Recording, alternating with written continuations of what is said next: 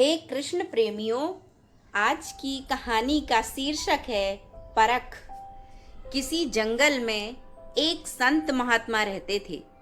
सन्यासियों वाली वेशभूषा थी और बातों में सदाचार का भाव। चेहरे पर इतना तेज था कि कोई भी इंसान उनसे प्रभावित हुए बिना रह नहीं सकता था। एक बार जंगल में शहर का एक व्यक्ति आया और वो जब महात्मा जी की झोपड़ी से होकर गुजरा तो देखा बहुत से लोग महात्मा जी के दर्शन करने आए हुए हैं। वो महात्मा जी के पास गया और बोला कि आप अमीर भी नहीं हैं, आपने महंगे कपड़े भी नहीं पहने हैं। आपको देखकर मैं बिल्कुल भी प्रभावित नहीं हुआ। फिर ये इतने सारे लोग आपके दर्शन करने क्यों आते हैं?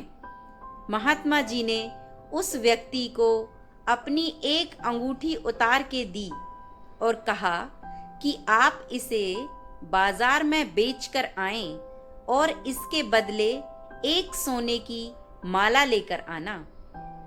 अब वो व्यक्ति बाजार गया और सबकी दुकान पर जाकर उस अंगूठी के बदले सोने की माला मांगने लगा। लेकिन सोने की माला तो क्या, उस अंगूठी के बदले कोई पीतल का एक टुकड़ा भी देने को तैयार नहीं था। थक हार कर व्यक्ति वापस महात्मा जी के पास पहुंचा और बोला कि इस अंगूठी की तो कोई कीमत ही नहीं है।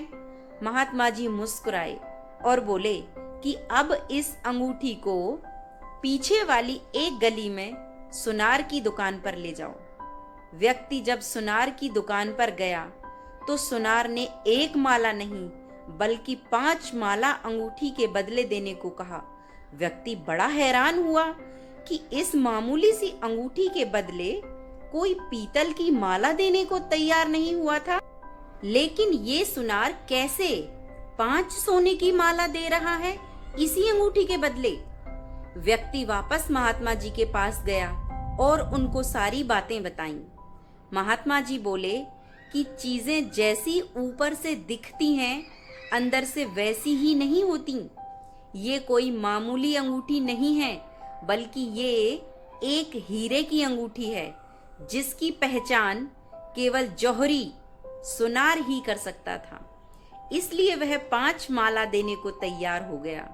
ठीक वैसे ही मेरी वेशभूषा को देखकर तुम मुझसे प्रभावित नहीं हुए, लेकिन ज्ञान का प्रकाश लोगों को मेरी ओर खींच लाता है। व्यक्ति महात्मा जी की बातें सुनकर बड़ा शर्मिंदा हुआ। कपड़ों से व्यक्ति की पहचान नहीं होती बल्कि आचरण और ज्ञान से व्यक्ति की पहचान होती है। जय जय श्री राधे, जय जय श्री राधे।